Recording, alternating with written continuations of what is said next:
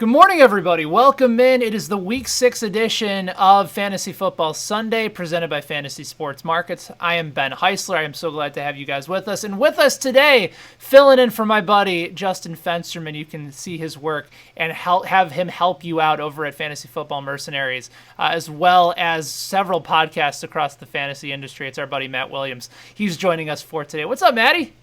Hey, not much. Thanks for having me back. I know the first time my computer and all my devices turned against me. Hopefully, I'll be around for the whole hour. I was gonna say, yeah, like we were cruising along, we were getting people's questions answered, and all of a sudden there was like a full-on blow up. So it sounds like you got things under control right now. Yeah, I don't know. You know what? I don't know what the heck happened last time. So yeah, but it's never happened before. So hopefully it won't happen again. Well, for those of you that are new to the live show, welcome in. If you look right below, there is a promo code FF Sunday for $5 free over at fantasysportsmarkets.com. We had some overlay on a few of our big tournaments last week.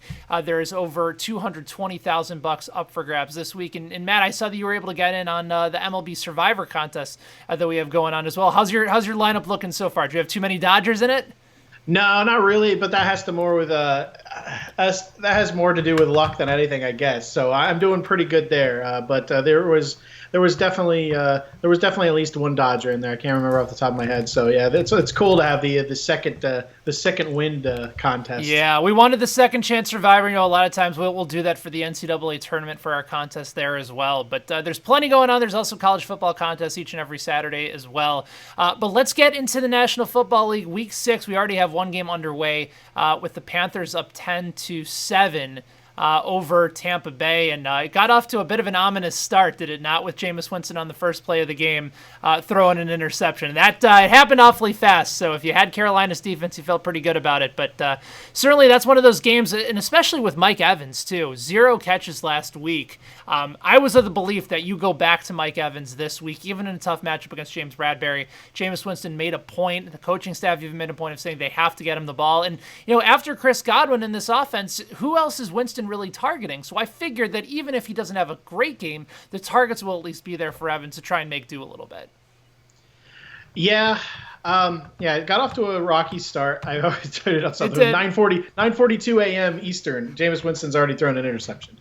I'm glad McCaffrey found the end zone too, because Tampa Bay, I mean, you have to hand it to them. They at least have that looks like they're very dedicated to stopping him. Yes. At least on the ground. He did get one through the air, but so we'll see. It'll be nice as a Christian McCaffrey owner to finally get Tampa Bay out of your hair, because they seem very determined to not let him be a thing. But you can only contain him so much. Yeah, there's plenty to discuss there, and especially to OJ Howard. I don't know how you felt about him coming into drafts this year. He was number 4 for me, even ahead of Evan Ingram.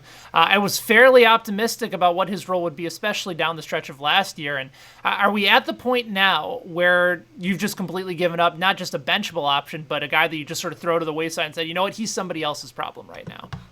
This was the do or die week for me. I wanted to see if they'd finally get him involved. There was a lot of news. Jameis Winston was going to try to get him involved, which I replied, it's not really a party or democracy. You're the quarterback. If he's in the play, you can throw to him if you want. It's a one vote only. You're the only guy who casts it. I believe he caught a decent one in this one so far, if I'm not mistaken. And he also had that monster catch in the Tampa Bay Ray game. This was my do or die week for him. If they don't get him involved, I'm not cutting him, because I think there's a very legitimate chance, and there's a lot of rumors that he may be on the move somewhere. A lot of people need. Some people are saying he might. Trent Williams might be an option, a 1-for-1 swap there. But a lot of teams could use a guy like him. So he's so talented, and like you said, you had him at number 4. I had him and Ingram above Ertz going into this year, just because I didn't. Of all the regression coming for the tight ends, I believe that Kelsey and Kittle could keep up production. I thought with Zach Goddard and all those options, that Ertz would fall below. So I was with you. I thought it was scary to see if they could fit Evans, Godwin, and Howard into the lineup, but I didn't think that they'd completely erase Howard altogether. So it's been rough. All right. Well, while we're getting to some of your questions, I'll see what OJ Howard is doing. We'll be able to update you guys for anybody that has started any Panthers or Tampa Bay Buccaneers.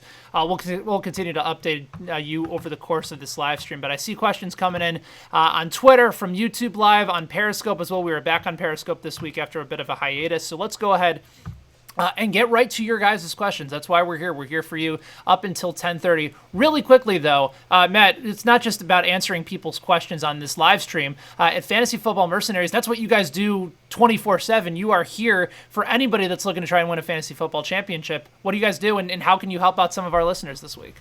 Yeah, you can find us at ffmerks.com or at ffmerks on Twitter. We're basically, we're a fantasy football consulting site. It was founded by me and Sam Lane. You know him as FF Stompy. We have Dynasty Outhouse, Superflex Dude, John Hogue, Aton Mosia. We got Ethan Turner, from a medical perspective. We have my co-host over at the Daily Blitz, Nick Faber's on there.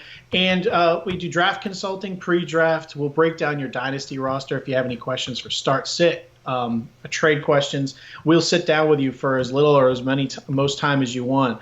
We give a lot of free advice, on Twitter constantly. And me and Sam have our DFS and start sit articles that are on ffmerks.com weekly. But if you want an in-depth thing, we'll sit down, we'll break down your entire roster and get very specific with you, because online a lot of people ask questions, but they don't give you the whole story. Right. And it really, people are like, do I start this or this? And we can give you a vacuum answer, but the truth is it really depends on your team. And it's a case by case. Even really obvious answers sometimes aren't as obvious depending on your league. So ffmerks.com, you can bring us and we'll chat with you just like this, one-on-one. No one else has to chirp in with their opinion. It'll just be us kind of talking to you. By the way, as far as an update goes in the Carolina game, there's another touchdown for Christian McCaffrey, this time through the air, courtesy of Kyle Allen. That was a 25-yard pass. 17-7 right now, the score between the Panthers and the Bucks out in Tottenham. 17-7. Kyle Allen 9 of 15 for 103 yards and a touchdown. McCaffrey with 7 carries for 18 yards and a score. DJ Moore leading all receivers right now with 4 receptions, 42 yards. McCaffrey with 3 catches for 24. Curtis Samuel with 1 for 21, and Greg Olsen 1 for 16. And then on the Buccaneers side, Jameis Winston 5 of 9 for 81 yards, but does have 2 interceptions. Ronald Jones got into the end zone for Tampa Bay. 4 carries, 10 yards, and a touchdown. And then just sort of divvying up the wealth. O.J. Howard with 1 catch for 30, like you mentioned. Chris Godwin, 2 for 30. Mike Evans, 2 for 21. Let's get to some of our questions.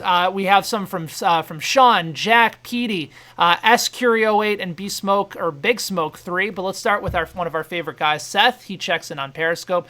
He says, "Morning, guys. I have Hunter Henry stashed in a couple of teams. How playable is he today?" So right now, Hunter Henry, and it's tough, too, especially coming into the Sunday night game, Matt, because, let's say you have George Kittle and you picked up Hunter Henry because somebody gave up on him. And that's actually a situation for me today.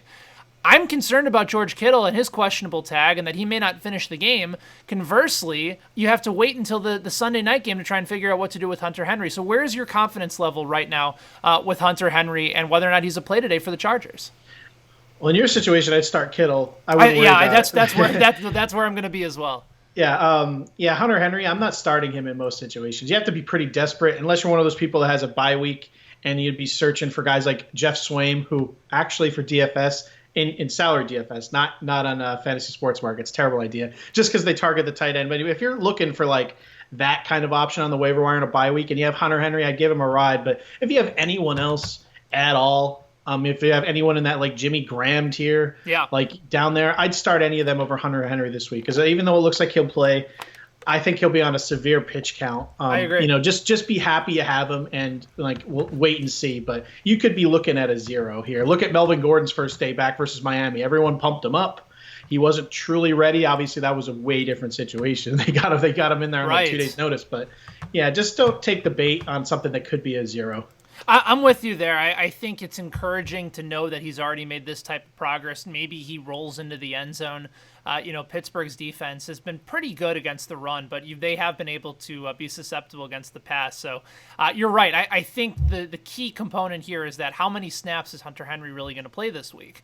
You have Mike Williams back healthy. Keenan Allen has gotten off to a bit of a rough start after a terrific start to the season. The last couple of weeks, he's really been struggling. So I don't think they need Hunter Henry going up against Pittsburgh and a third-string quarterback to really establish anything here. So I'm with you. It'll be good to see him back on the field, but I'm probably not rushing him back at this point. Yeah. From Sean over on YouTube Live.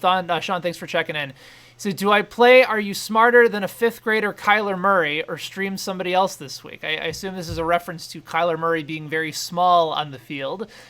He does look a little bit small sometimes compared to some of these other guys just hanging out there. I love Kyler Murray this week. I think the matchup is terrific. Going up against Atlanta at home, we saw what Houston was able to do to them last week. And I do think the Falcons defense will play better this week. It's hard to play worse considering giving up 50-plus points to Houston. But I think Kyler Murray is in a terrific spot, and I would not consider streaming anybody else at this point. Yeah, no, I love it. If he's a streamer, that's a great option. At this point, the way he's looked, he's a guy I think you should probably just roster and hold on to. I'm starting over guys like Aaron Rodgers this week for sure.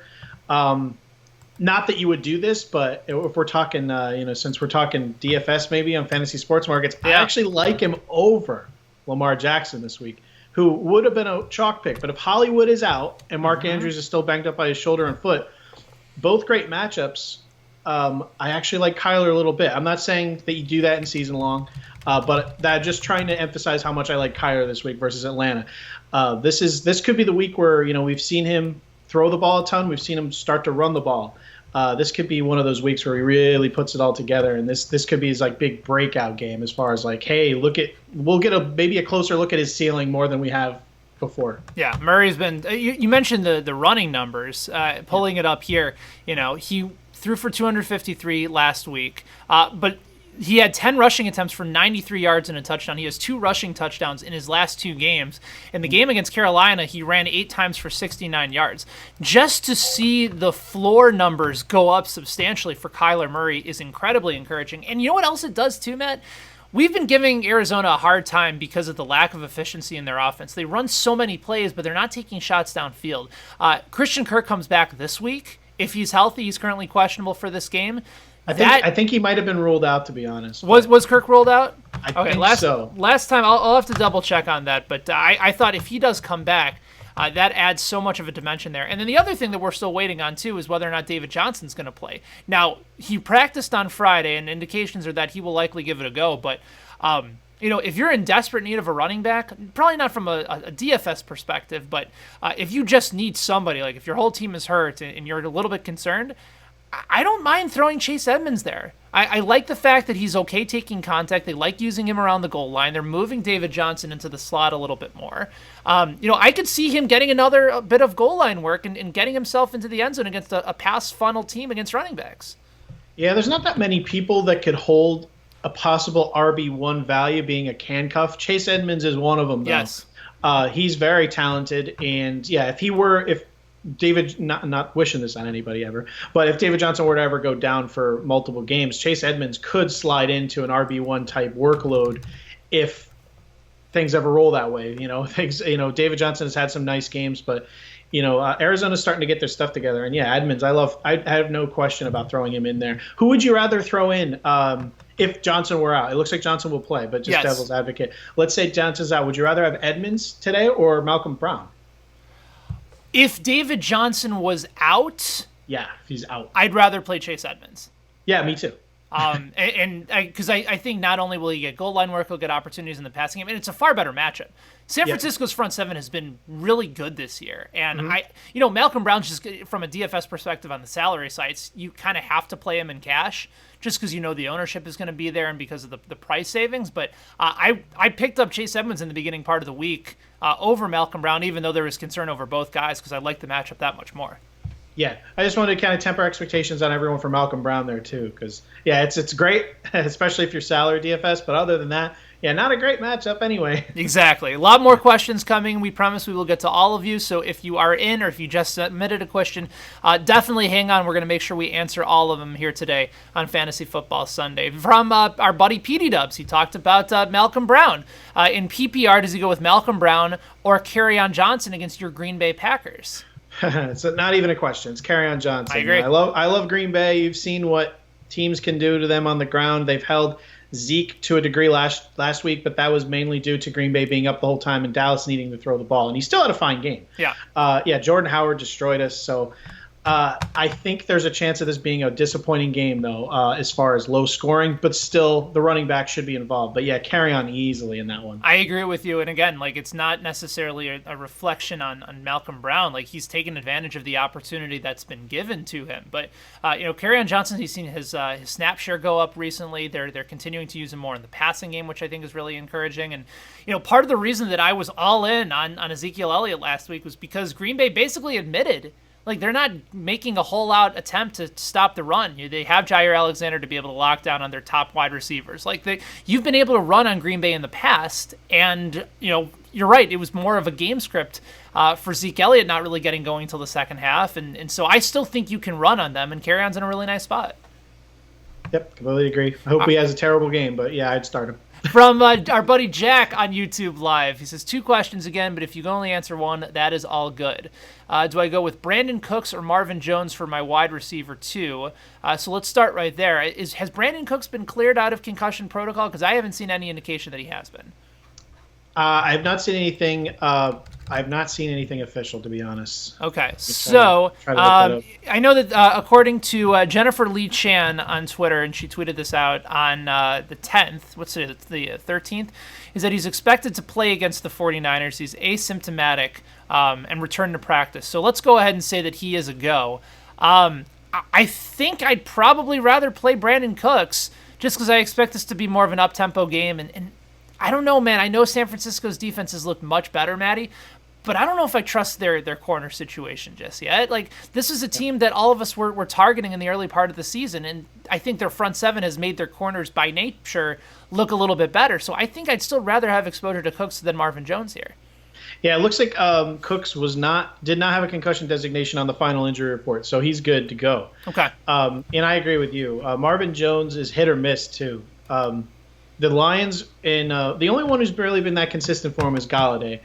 Between Hawkinson and Amendola in week 1, there's going all the short passes. Marvin Jones had a big week later in the season. It's just up or down. You don't know what to expect there. And besides Jair Alexander, the whole secondary for Green Bay is pretty good.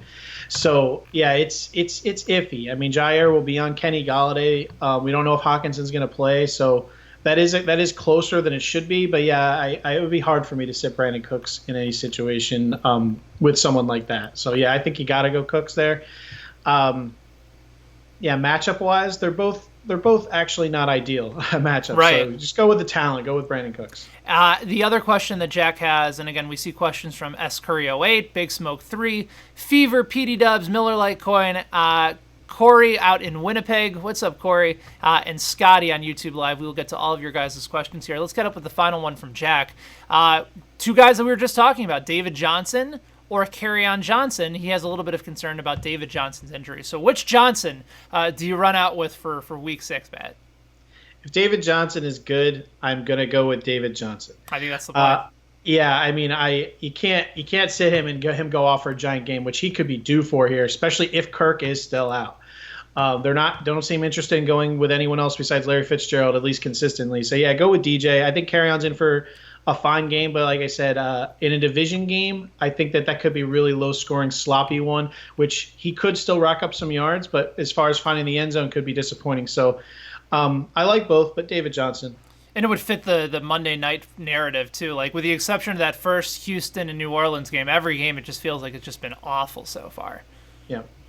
From S. Curry 08 on YouTube Live, he checks in with us this morning. Do I go with Carlos Hyde, Terry McLaurin, or I'm assuming it's Calvin Ridley in a half-point PPR? So Carlos Hyde's a really interesting play this week because a lot of people are going to be on him considering what Marlon Mack did to Kansas City. But I'm fading Carlos Hyde because the Colts have a top 3 offensive line in the country. Marlon Mack has been consistently good. And yes, you can run on Kansas City, but the differences in running back talent and offensive line are pretty substantial. This feels like it's going to be Mahomes and Watson trading downfield jabs as opposed to it being a run-heavy game. So I'm probably fading Carlos Hyde for that reason, and he doesn't really catch passes either. Yeah, this is a not close question for me of who you're going to start. Terry McLaurin is like the start of the week. Really, over Calvin Ridley in a really nice matchup against Arizona. I'd start him over Brandon Cooks and Marvin Jones. Okay. And the last question, Xavier Howard is out. he's been ruled out for this game. There's no one who's going to dare to even defend McLaurin. Only one team's trying to win this game, and it's the Washington Redskins. Case Keenum's back in there. I know he has a foot issue, but McLaurin, I mean, he's in for possibly the wide receiver one day, period, of everybody. I mean, McLaurin for sure. If you have him, he must be in your lineup, in my opinion. So the reason that I love Ridley is because I don't necessarily look at Arizona's corners much more favorably than that of Miami. And also he's leading the team in air yards even over Julio Jones. And Ryan is just a lock for 300 yards every week. So I think McLaurin is probably the safer of all the plays, and I think he has a chance to go. They're both high upside plays this week. Yeah. Would you agree? Both McLaurin and Calvin Ridley? Ridley's one of my favorite people. I'm glad they finally got him involved last week. The only problem is it's so inconsistent there. If I had to pick one, I'd go with McLaurin, as you said, safety. He's obviously the guy there, and I think he's in for a big day. But if there was ever a game where, because there hasn't been a game where Ryan got Julio and Ridley and Hooper all involved. Right. Obviously, this screams Hooper today. Julio didn't get involved much last week, but this is the week that they're probably all going to get involved in. I would hate to sit Ridley or McLaurin, but if I only had to pick one, I think McLaurin is the guy that is guaranteed to have a good game. Ridley could very well be a thing you regret sitting, but we've seen all the games up until last week. He's not guaranteed to get involved in that offense. So rather than gamble on that, if I had to pick one, I'd go with McLaurin. But, I love Ridley, too. By the way, squeaky narrative is full on in play for Mike Evans. Currently, he just caught his 7th catch. I don't know how for many yards. I think it was about 7 or 8, so he should be at around 7 catches. Oh, no, for 14 yards. He's got 7 catches for 79 yards. We'll see whether or not there was a holding penalty attached to it as well. But they're getting Mike Evans involved currently in Tampa Bay. So those should feel good about it. Chris Godwin, for anyone freaking out over there, still has 3 catches for 39 yards. Okay, you're going with McLaurin.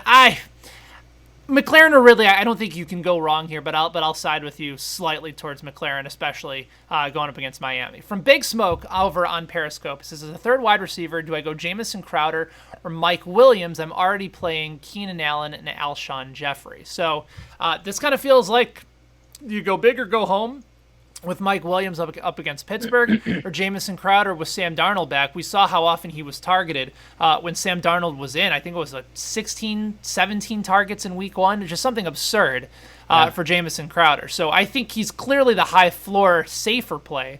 But do you roll the dice with Mike Williams instead?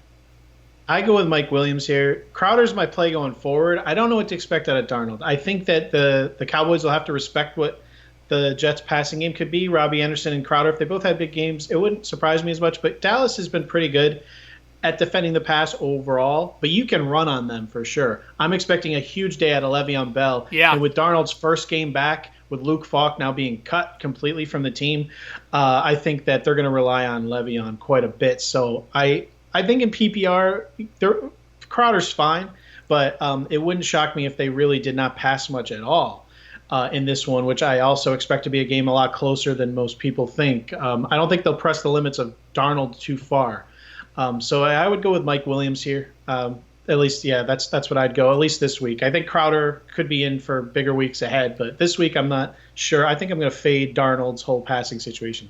That's perfectly reasonable. I just think, again, if you're looking for some points, like some guaranteed points, Jamison Crowder this week is certainly favorable. Like, a lot of people are going to Robbie Anderson this week. Like, Sam Darnold's coming off mononucleosis. Like, I just don't know how much strength he's going to have to be chucking it downfield, even against Dallas. And again, he's going to have Byron Jones likely shadowing him as well. So of all the passing matchups, and also Demaryius Thomas, led the team in air yards the last couple weeks, so maybe he's a bit of a sneaky play too. So I'm going with Crowder in this one just for the known volume here.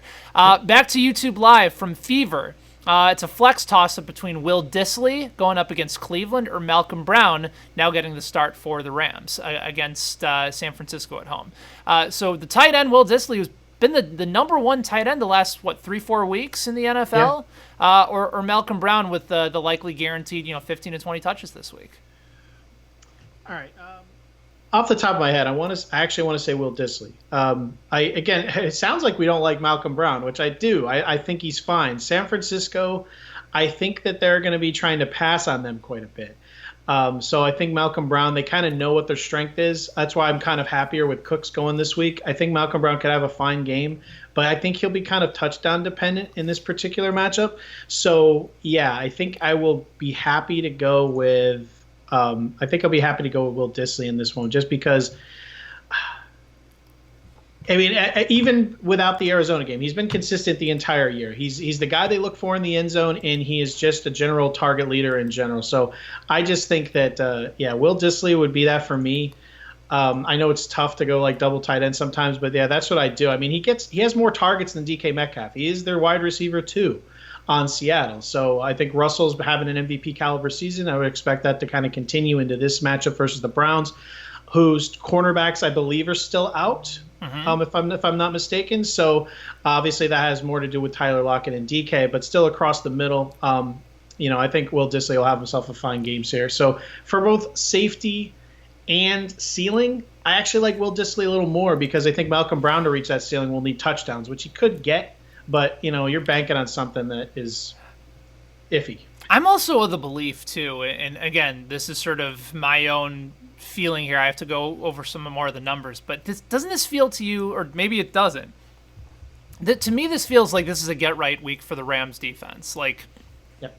As far as pressuring Garoppolo, turning the ball over. Kyle Juszczyk isn't this savior for the running game, but he is an important piece that they clearly have used to establish Matt Breida and Tevin Coleman. I just think that San Francisco is going to find themselves in a hole due to a couple Jimmy G turnovers, and the Rams and Aaron Donald are going to have a big game. So if you have a correlation play with the Rams defense and Malcolm Brown, that seems to be an intriguing play, at least for me and Daly. Yeah, no, I like it. I mean, I did it on the Daily Blitz. We did our bold prediction podcast, and mine was for the Rams to destroy the 49ers. Mm-hmm. I think 49ers on a short week, they think very highly of themselves. Just ask Richard Sherman. Yeah, and Rams need to get themselves right, too. Yeah, the Rams have a longer week. Sean McVay is going to have a long time to pick apart San Francisco. San Francisco can't key in on anyone. They have that spread offense. You can't stack the box against Brown. You can't pair up with any of them. They have too many talented wide receivers. I think this really has the makings of the Rams are going to remind everyone who the star of that division is. So, yeah, I think the Rams could be in for a big day. I just don't know how they'll spread it around. It's the same thing as every Rams week for DFS. They're all great. I hardly ever play the Rams because I don't know where it's going to come. Cooper Kupp has obviously become insanely trustworthy. Yes. But other than that, you just don't know who's going to land with the crown. So it's tough to. I fade most guys in that lineup only because I just don't. There's too many mouths to feed. They're all good. Right. I think that's perfectly fair. And again, they get Cooks back, but no Todd Gurley this week. We'll see how much of Darrell Henderson we end up getting. But, somebody was asking me that earlier. 0 points all season. We have the same amount of fantasy points as Darrell Henderson. This is a guy that we were taking in 7th, 8th, or 9th rounds of drafts this year because we had heard Alvin Kamara light, and that excited a lot of us, but just hasn't been the case so far. From Miller Lite Coin on Periscope, do I go with Matt Breida, Chase Edmonds, or Duke Johnson in a half-point PPR? The good news with Breida and Chase Edmonds is that they both play in the afternoon slate, so you will know whether or not David Johnson is playing. If he is out, I take Chase Edmonds in a heartbeat. If David Johnson is in, I think Matt Breida is the play, even against the tough Rams front seven. Yeah, I agree with you. If David Johnson's out, it's definitely Chase Edmonds. And yeah, other than that, it's Matt Breida. I wouldn't start him over Edmonds for the same reason you said, because even though most people still consider him the RB1, he had that monster game last week. Tevin Coleman actually had 16 carries to I think his 11. Yes, I'm actually saying that off the top of my head, and he still had like 97 yards and a touchdown, something like that. So it's definitely a little bit of a timeshare, a complete timeshare, and I think they're going to have to pass the ball quite a bit in that one as well. So I think that while you'll be fine, San Francisco loves to run the ball. That is very risky. So if Chase Edmonds is an option and he's out, David Johnson is out, I go that direction. But yeah, other than that, you still got to go with Breida. He's very good. Yeah, I think especially with what you've seen from Breida before, like he's been able to stay healthy for the most part this year. That's been really encouraging. So he's by far, in a way, the safer play. The frustrating thing is that Duke Johnson would be such a good play today against Kansas City if they had any idea on how to use him effectively. Yeah, that's very frustrating. If logic were a thing, he'd be the guy, but... Oh, silly logic. I can't. Yeah. They don't seem interested in it, folks. This is from Corey out in Winnipeg. He wants to know what teams are going to be in on the Jay Ajayi sweepstakes so I can try and go ahead and load him up. Pass. Yeah, Corey, I think you're chasing after something here that doesn't really need to be there unless you're so desperate at running back. Is there a fit for Jay Ajayi at this point? He doesn't really catch passes out of the backfield. He averages about 4 yards per carry. I suppose he's a halfway decent goal line back, and he's shades of the Jay Ajayi he was from 3-4 years ago. So there's very few spots. I mean, if you list the entire NFL, he'd be a backup or a very low end timeshare guy in most. Honestly, the only guy that really it jumps to my head is they apparently don't. I mean, actually, no. Now that they've made a move at coaching, Washington doesn't maybe dislike Adrian Peterson as all we thought they did. Washington would have been, I guess, semi-interesting, but they'll be behind in so many games. But no. He's been healthy the entire – I mean, his agent puts out – I mean, if you follow Ian Rappaport, Ajayi's been healthy for a while. I know now the report is he's trying out for teams next week. He's been ready for a while. No one's interested. So it'd be very unlikely. I mean, if he did sign somewhere and I had a spot, I'd pick him up. It's no kind of a waiver wire stash, like spend a priority thing or anything like that on him. I mean, it'd have to be a pretty deep league, like a Scott Fishbowl, for me to roster a guy like Ajayi. Perfectly reasonable. Questions coming in from Adam. I also see one from Noah. We'll get to you guys in just a second, but let's take one from Scotty on YouTube Live.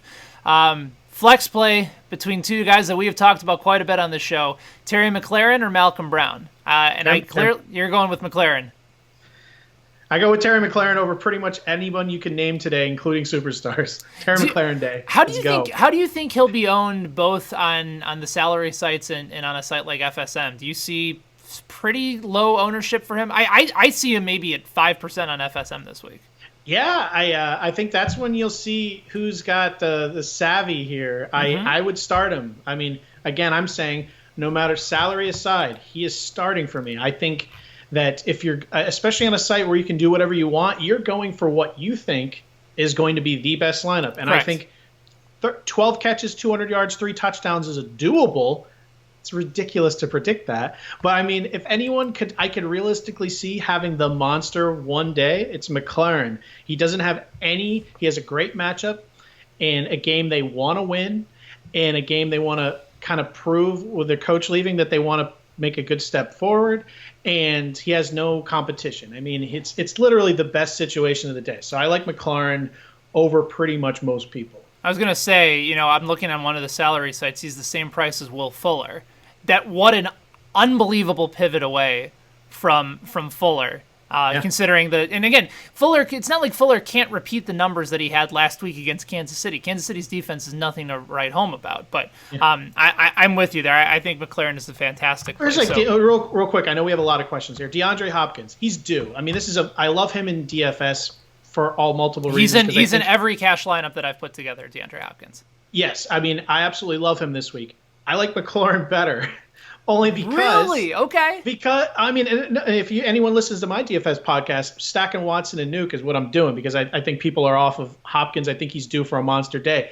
Still, Kiki and Fuller could take that away. We've seen Hopkins struggle to get the work. So I think McLaurin, I'm so happy with McLaurin, where if I'm in a thing like, fantasy sports markets where everyone can play whoever they want, I'm going to throw McLaurin in there. I mean, I'll probably try to throw McLaurin and Nuke in there, to be honest. I'll probably try to put them both. But might as well. Yeah, I like him over a lot of high-end guys. If I'm going for broke today and going for the win, I'll be having McLaurin in there regardless. I mean, watch me eat my words later, but I mean, this has the recipe for some good stuff. The only worry is Keenan has the foot problem. You never know. Haskins, he throws a pick. Haskins could be in the end of the first quarter. So that's actually the biggest risk I think you have with McLaurin. Well, the other big risk you have is you have a donkey now in Bill Callahan as a head coach saying we need to establish the run with Adrian Peterson. Yeah. That doesn't feel good either. Yeah, well, it's Adrian Peterson. How much can it be established at this point? I think they'll learn that that's not the goal really quickly. But I don't know. I mean, I like McLaurin. I do. Yeah, he'll definitely. You talked me into throwing him in a couple tournament lineups today, so I will start buying more so on F1 here. From Adam over on YouTube Live says, I'm in a pickle with injuries and bye weeks. Is it crazy to start Tevin Coleman and Matt Breida today in a full point PPR? My only other acceptable option is Cortland Sutton in a rough matchup. So let me say this from this perspective. I think Cortland Sutton is not in a particularly rough matchup. I think he's got a tremendous size advantage over Tennessee's corners. I like the fact that he's playing at home. The Broncos basically should be 3-2. They've had some really tough losses slip away from them at home this year. Flacco's actually been throwing quite a bit, whether you like him or not. He's throwing quite a bit. Yes. So I don't necessarily. I mean, I think both options are fine. I know plenty of people that are starting both Coleman and Breida with how often the 49ers are running the football and how much success they've been having. But I don't look in a full point PPR. I don't look at Cortland Sutton as a non-startable option here. So between those three guys, if you had to pick two, where would you go? That is a nightmare. That is a nightmare because I don't know who I want to pick between the two San Francisco guys, to be honest. I'd still go Breida for now. I don't feel great about it, but I would definitely start Sutton. I would go Breida and Sutton, and it's terrible because it's a giant coin flip. But yeah, I don't want to sit Sutton. No way. No, I'm with you there. And by the way, I don't know why a lot of people just have given up on Denver. Because you're right, Flacco's throwing the ball a little bit more often. Phillip Lindsay the last 3 weeks has been terrific. And their defense really played well against the Chargers. And just felt like that was one of those games that the Chargers always seem to lose early on in the season. Denver seems to have their number away over in Los Angeles. So Tennessee coming in doesn't scare me, especially with a Denver defense in Mile High where it's awfully tough to play. They just let a couple games slip away, and one of them really wasn't their fault in that loss against Chicago. Yeah, and if you need to stream someone at tight end, Noah Fant could be in for a pretty big game. Tennessee does a lot of things right, and defending the tight end is not one of them this year. So, again, they're throwing the ball a ton. He's had a slow year. If you're looking at, again, it's a bye week, and you're looking at some dredges, Noah Fant is a completely great streaming option, at least this week. I think. He's playing about 66% of the snaps the last several weeks, and no more than 4 targets in a game and no more than 37 yards. But at some point, they're going to start to really use him effectively. You can clearly see the athleticism on the field. One last question right now, and then again, we'll still continue to take your questions until the bottom of the hour. Are you guys going to have your live stream coming up after this as well? Yep, 11:30 to kick off. Okay, 11:30 a.m. to kick off, Eastern time. All right, so we'll make sure that we tweet out the link from Matt and from Stompy ahead of their upcoming stream. From Noah on Periscope, is any advice for Russell Wilson or Lamar Jackson today? Wilson is going on the road against Cleveland.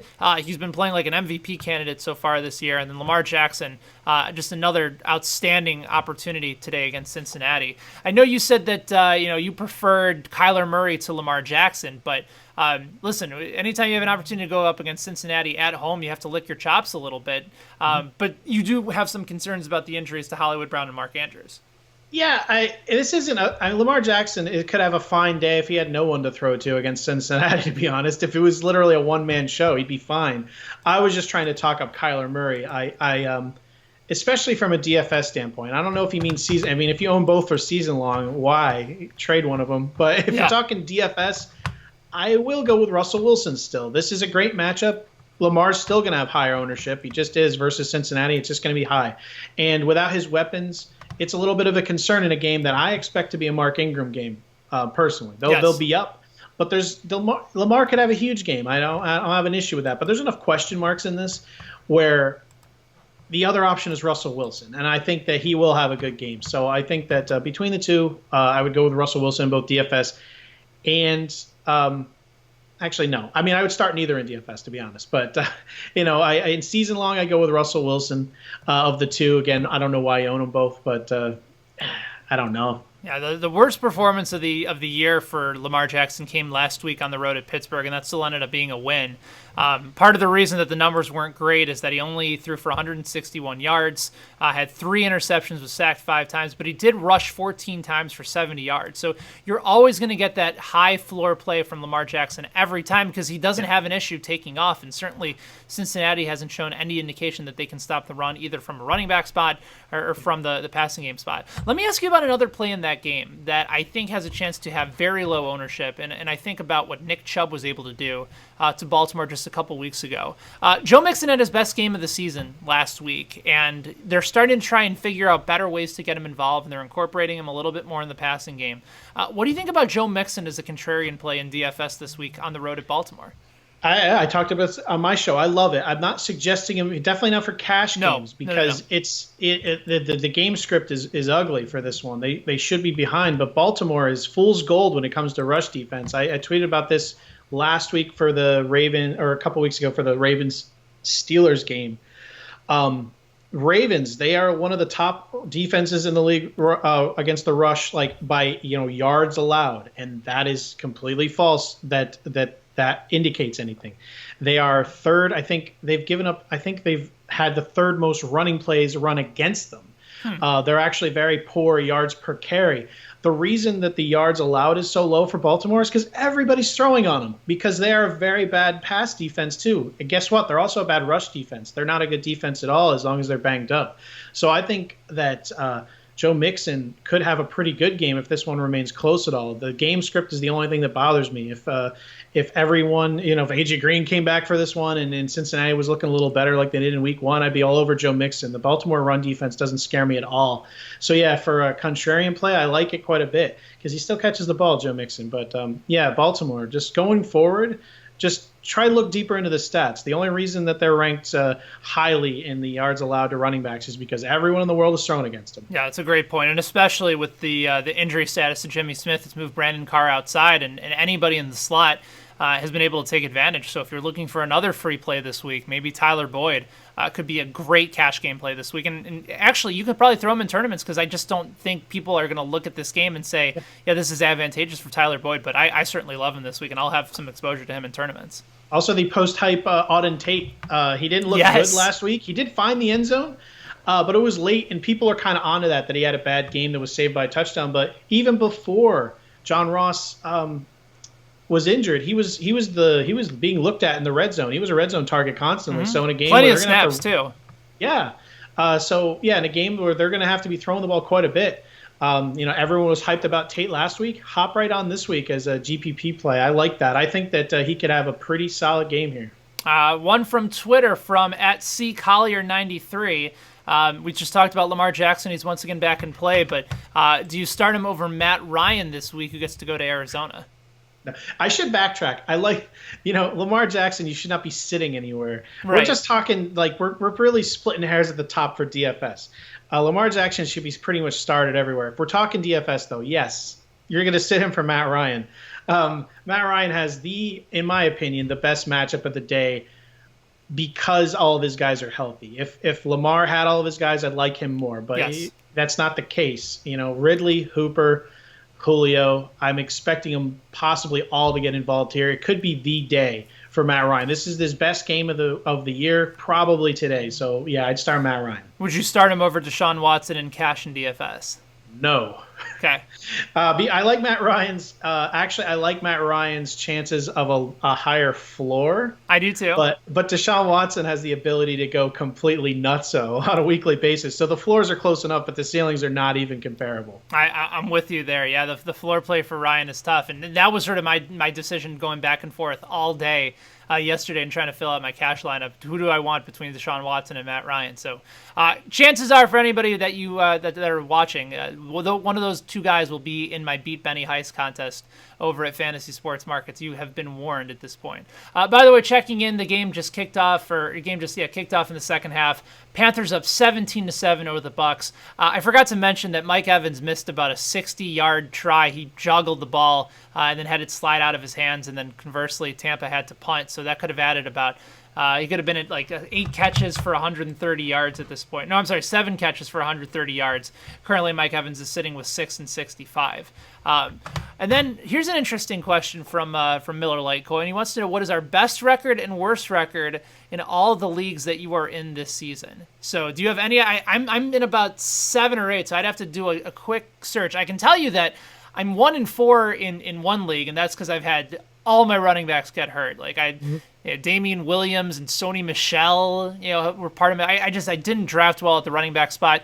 Devontae Adams and Odell Beckham were my wide receivers in that league, so I just have not gotten off to a good start there. So I'm 1-4 there, but then I'm in 3 leagues where I think I am 4-1. So, listen, you have a lot of leagues, you're going to have some variance, and you're not going to choose the same team everywhere you go. So that would be my answer to that question. What about you? I'm 5-0 in about 7 leagues. I'm like in fuego this year, but all the guys that have gone off, I own. So I don't know if you want to call it a luck thing. It's worked out. It's worked out for me. But perfectly reasonable. I have my worst one. I'm not doing too bad. My worst one's 2-3. I think that one I really waited late on quarterback, and as many of you out there probably know, this was a weird year to wait on quarterback. Even though some of the top guys aren't performing like you want. I mean, so many injuries, and you go down and you end up drafting like Cam Newton and Andrew Luck early or something, and you're kind of like trying to chase and catch up. So yeah, that kind of stuff happens. But I'm lucky enough for 5-0, quite a few leagues this year. So yeah, I'm looking to try to make some. Now I'm trying to look some long-term trades here to set me up for the playoffs. So it kind of looks like it's a guarantee at this point. Yeah, especially getting off to a 5-0 start is really encouraging. One more coming in from Seth, half-point PPR. He says he's got some pretty awful options between Duke Johnson, Miles Sanders, and Chris Thompson. I don't think Chris Thompson is an awful option at all. He's on pace for about 80 receptions this year, and going up against Miami, who, like you said, one of these teams is trying to win. And that's Washington. So I don't mind Chris Thompson one bit today. Yeah, Chris Thompson's in the elite of pass-catching backs as far as targets are involved. I mean, he's up there with anybody as far as actually getting the looks. So, yeah, he is a great matchup today. If I expect McLaurin to go off, I know I've said that enough, but if they want to establish the run and Adrian Peterson's not doing it, Chris Thompson's not going to get that much work involved. I know Wendell Smallwood will probably get some work in there, but he'll get a couple of carries against a very bad Miami defense. And the thing with Chris Thompson is at this point in his career, he's much more talented than any of them. So he could break one, but he'll be seeing a ton of targets. So yeah, of those 3, easily Chris Thompson. I'd be fine starting him. I know it's very risky, but I like Chris Thompson this week. He's always my guy, but this week you can start him with confidence. DJ Moore just missing a wide open completion from Kyle Allen. That's another shame, as now Carolina's going to have to punt. 17-7 with 12:30 left to go in quarter number 3 from Tottenham Hotspur Stadium over in London. Half-point PPR flex question between, once again, Malcolm Brown, Will Fuller, or DJ Chark. We haven't really talked about New Orleans and Jacksonville at all, but Gardner Minshew all of a sudden is helping Jacksonville go from dogs at home to favorites against the 4-1 New Orleans Saints. And DJ Chark has been a quiet number 1 wide receiver. The question is, I think a lot of people are trying to figure out today, do I go with DJ Chark over DD Westbrook in DFS? Considering that they're both getting the same amount of target share, it's just been Chark that's been getting all the touchdowns. And also, you can obliterate New Orleans in the slot with PJ Williams. So let's start with this question here, and then maybe we can sort of take it from the inner part to the outer part. So between Will Fuller, DJ Chark, and Malcolm Brown in a half-point PPR, who do you think you go with? Will Fuller. Kenny Stills is still out. I expect them to have a big game. DeAndre Hopkins, like we said, even though I'm happy to start him, Will Fuller obviously has something going with Deshaun Watson. Always has. They just always had a good rapport, and he's healthy. So I'm going with Kenny Stills over the other. Malcolm Brown, like I said, I think they're going to be passing the ball quite a bit. I'm not sure what to go there. And DJ Chark. You already nailed it. PJ Williams is my favorite target in DFS. They just obliterate him. He's this year's Buster Screen. Yeah. Even last year's. He was. That's he was true. Yeah. He was bad last year too. DD Westbrook. Yeah, they said they're getting the same amount of targets. Any kind of hype you read on DD Westbrook, believe all of it. Start him everywhere. And DJ Chark is facing Marshawn Lattimore, who early in the season people were actually targeting. He was a shadow corner that offensive were targeting because they weren't afraid of him. The last 2 weeks, though, he shut down Amari Cooper. And last week he shut down. Who did he shut? Last week he completely shut someone down. It's escaping me. It was Mike Evans. Yeah, Mike Evans. I mean, there was obviously maybe circumstances involved there as well. But yeah, I think Chark will have a little tougher game today. Saints are obviously good at stopping the run, not as much the pass. So Leonard Fournette might have a tougher day, even though they're going to try to run the ball like they always do. So yeah, I like D.D. Westbrook to get a ton of work in this one. So yeah, D.D. Of the three, or D.D. over Chark. He's not a part of this question actually. So I think Chark will actually take a step back. But yeah, Will Fuller are the three. Okay, I agree with you there. I think Fuller by far is the better play and certainly the higher upside play. One coming in from Sacco on Periscope. He says, do you trust Washington's defense in DFS this week? Yes, I do. If you have to save money, yeah, why not? Washington has gotten burned pretty bad defensively because they have a kind of, I don't want to call them selfish. What's the word? Highlight defenders. They have good defenders. They have some. They have individual stars on the defense who can make plays. And this is the kind of offense they're facing in Miami where they could do that. So I think that they have a good chance of maybe scoring some points in this one. I mean, they might be somewhat overmatched against better offenses, but Washington is not quite as horrible from an individual standpoint as people give them credit for. But again, this game is more about Miami. Miami's terrible, and they're not even trying. So, yeah, throw Washington out there if you want to save some money for sure. All right, looks like we've ran through our list of questions. I know you got to take off in a couple minutes, so let's go ahead and do this now. We always like to run through some of our favorite cash plays over at Fantasy Sports Markets. Again, there's no salary caps, and for those of you that are new to the show, you can use that promo code below, FF Sunday, to get you $5 free without a deposit needed. At the quarterback spot, his name hasn't even come up today because you just normally assume you play him, and especially like on FSM, you don't have to worry about the salary cap.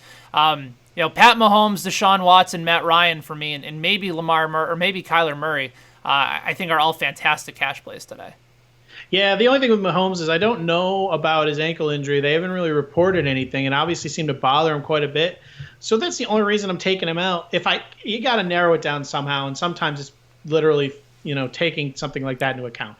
If he has 600 yards passing, I'm sorry. You got to pick between these guys somehow. So Watson and Ryan are my two guys. Jackson would have been there if not for the injuries to his weapons. So, yeah, Watson and Ryan for me. If we're not looking at salary cap, if you're looking at salary cap, throw Gardner Minshew in there if you're looking for a cheaper option. Also, Dak Prescott, one of my favorite GPP plays over on Fantasy Sports Markets today. I think he's not going to be owned enough. You can throw on the Jets, and especially Michael Gallup destroying man coverage. I think that's a really nice stack today. At the running back spot, we talked about Le'Veon Bell in a fantastic position for cash. Same thing goes with Leonard Fournette. But how do you feel about Nick Chubb at home against Seattle? Zeke is going on the road against the Jets. And then Dalvin Cook. All those guys normally very highly owned, but Cook especially, trying to run against Philadelphia is very, very difficult. Yeah, trying to run against Philadelphia is futile at this point. I think that Mark Ingram is my favorite play in cash just because I think that the game's script dependent. Cincinnati's allowed the second most running points per game to running backs. I think that's great. I think Le'Veon Bell has a good chance to double up, maybe triple up Zeke in this one. I think it's a Le'Veon Bell day. That's nothing against Zeke. This is totally on Bell. I think Dallas will throw the ball. I think they're going to try to run the ball and throw the ball to Bell too. So I think he'll get tons of involvement. And then Derrick Henry, I think it's someone people are overlooking like crazy. Okay. I know that stats out there where his last 50 touchdowns were for 1 yard. It was like 7.